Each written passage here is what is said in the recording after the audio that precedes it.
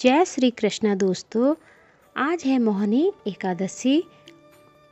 तो चलिए आपके समक्ष में मोहिनी एकादशी की कथा कहती हूँ। अथ मोहिनी वैशाख शुक्ल एकादशी व्रत कथा।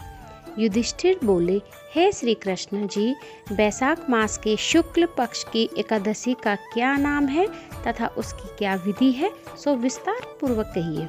भगवान बोले, हे धर्मनंदन, मैं आपसे पुरातन कथा कहता हूँ जिसको महर्षि वशिष्ठ जी ने श्री रामचंद्र जी से कहा था। श्री रामचंद्र जी बोले, हे गुरुदेव, आप मुझसे कोई ऐसा व्रत कहिए जिससे समस्त पाप और दुख दूर हों। जनक नंदिनी श्री माता जी के वियोग में बहुत दुख भोगे हैं, अतः आप कोई व्रत कहिए।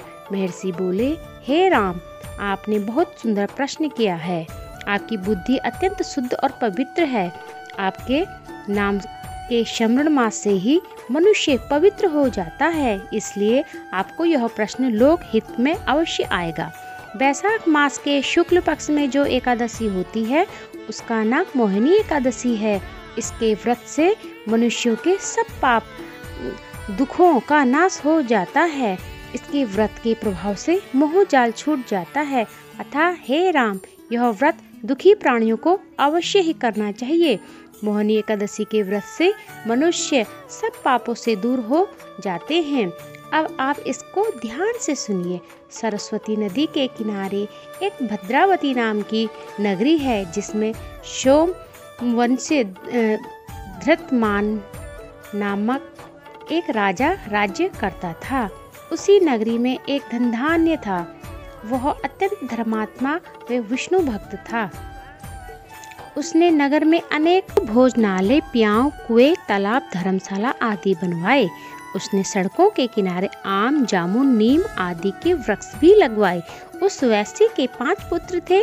उसका सबसे बड़ा पुत्र अत्यंत पापी था। वह वेश्याओं और गुंडों की संगति करता था। वह दूसरों की स्त्रियों से भोग विलास करता तथा महानीच था। देवता, पितृ आदि को नहीं मानता था। वह धन को बुरे व्यंजनों में खर्च करता था।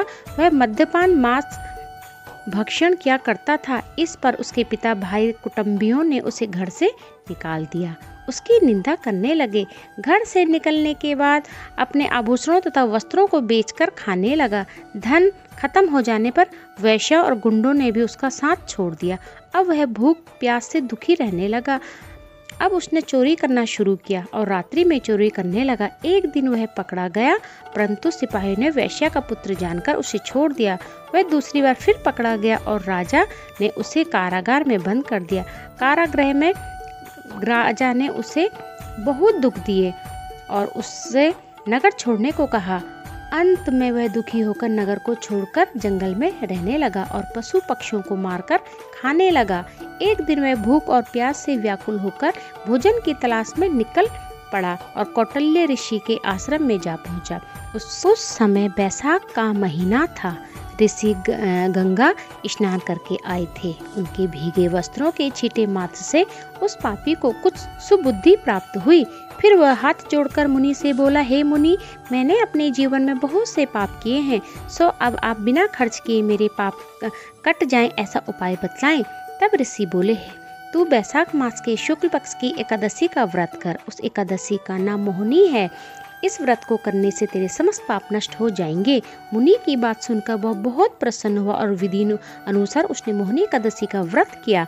हे राम, इस व्रत के प्रभाव से उसके समस्त पाप नष्ट हो गए और अंत में गरुड़ पर सवार होकर विष्णु लोक को गया। इस व्रत से मोह आदि भी नष्ट हो जाते हैं और संसार में इस व्रत से श्रेष्ठ अन्य कोई व्रत नहीं। इसके महात्म्य के शरण व पठन से पुण्य मिलता है।